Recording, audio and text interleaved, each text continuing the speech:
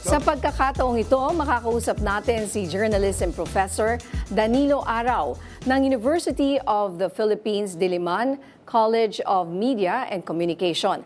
Magandang gabi, Professor Araw, and welcome back po sa Arangkada Balita. Yes, magandang gabi Ninya at Jack. Salamat po sa imbitasyong ito. Prof, ngayong pinayagan na ng Senado na buksan ang bank records ni VP Sara, magiging game changer ba ito sa impeachment trial ng Vice-Presidente? Most definitely game changer in the sense na malalaman sana ng publiko yung katotohanan. Ibang usapin yung pumayag dun sa aktual na paglalahad ng mga datos. Ang iniiwasan natin dito, baka mamaya puro executive session yung mangyari at hindi malalaman ng publiko ano ba yung nilalaman ng mga dokumento, whether these are bank records, transaction receipts, na magpapatunay na may discrepancy dun sa gastusin at yung yaman ng mag-asawang Duterte or Carpio. So yun yung kailangang bantayan pa rin. So hindi tayo dapat maging kampante na porke makikita natin na victorious itong desisyon ay magpapatuloy na ito. Kaya yung pagbabantay ay kailangan pa rin po. So hindi porket pumayag sila na isapina itong mga bank records na ito ay isa sa publiko. Maaari pala itong closed door. So hindi natin makikita, no? Prof. Danilo, sinasabi nyo, it's not a guarantee na makikita ito ng buong madla, katulad yung napapanood natin sa impeachment. And also, we're expecting na he will sign it. Kailangan pa ng approval ng presidente, hindi ho ba? May mga opinion na nagsasabing hindi na kailangan ng approval ng Pangulo kasi on one hand, bakit kailangan pa ng imprimatur ng mismong Pangulo? As an impeachment court, di ba dapat may independence yan mula sa Malacanang? Minsan yun din yung nakapagtataka, masyadong ginagawa nating bureaucratic yung proseso.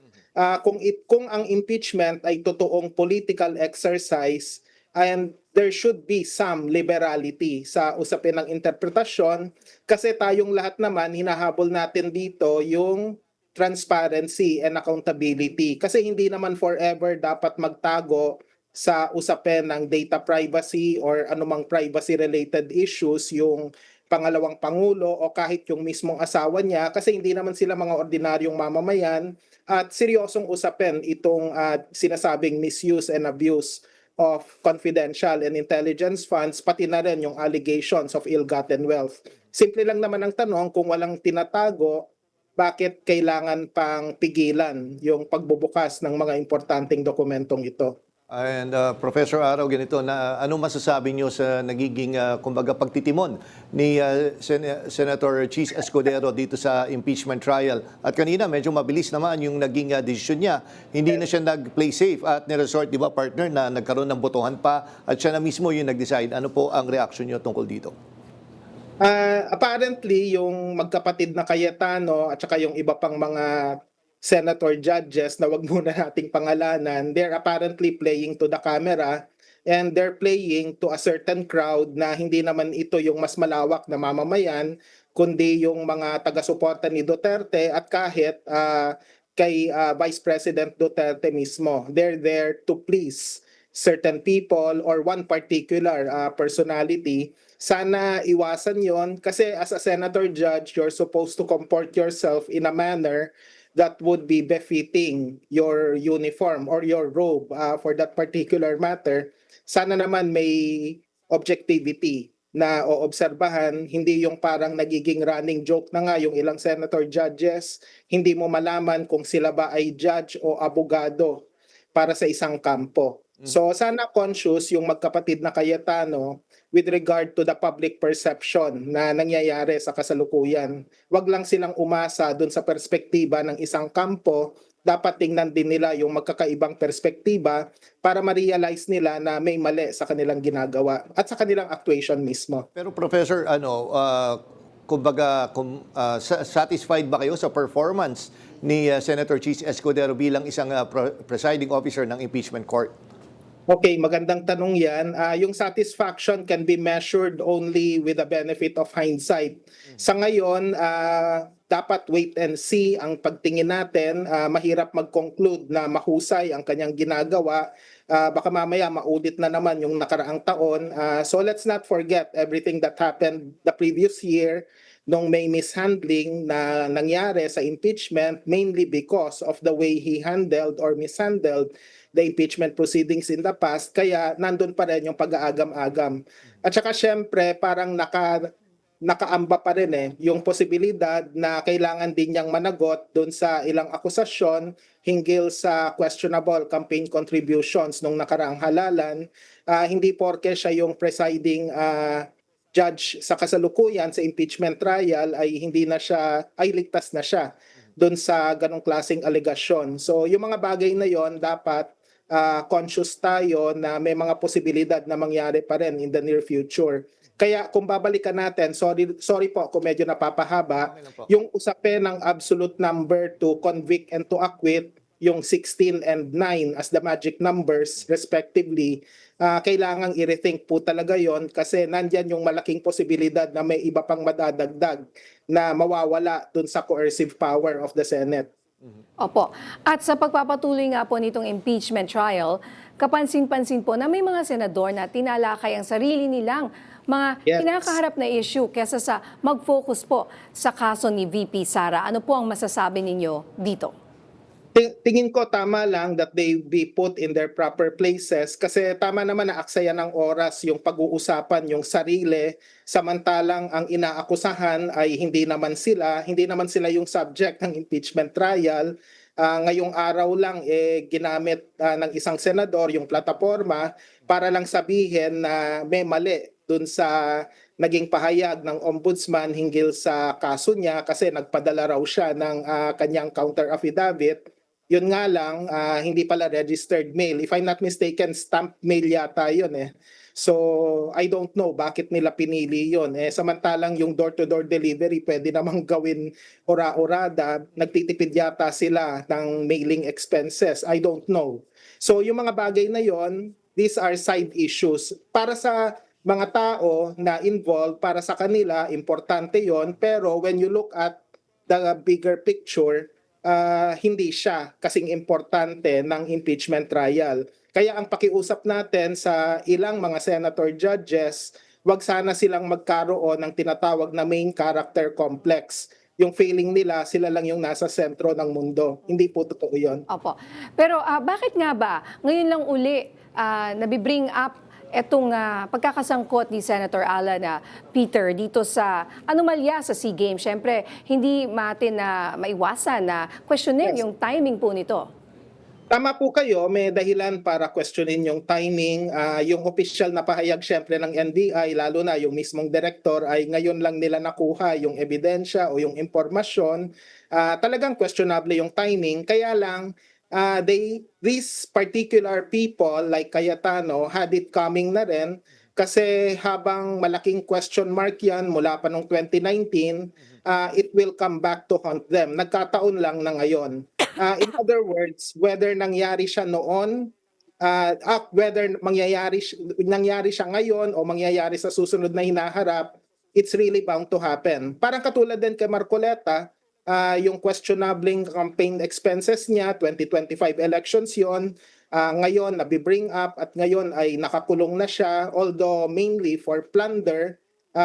So mas nangyayari yon for various reasons, and the fact na yung ilang mga senador ay nahaharap sa iba't ibang klase or forma ng kontrobersya, whether campaign expenses, questionable campaign donations, flood control, LRT project, or SEA Games overpricing, whatever, they had it coming. Nangyari kasi yon dahil may kinasangkutan sila in the past. Prof, Araw, ang sinasabi nyo, kumbaga, basta may anomalya, well, dapat lang naman na imbestigahan. Actually, etong 2019 SEA Games nga, ay talaga, kumbaga, sinasabi nga, long overdue na rin ang isa pa nga actually partner. And Professor Araw, na iniintay ko, maimbestigahan na yung Dolomite Beach, di ba, kung tutuusin. I'm sure may mga questionable na, doon. Ano ba sasabi At nyo po? saka yung flood control, di ba? Oo, yan.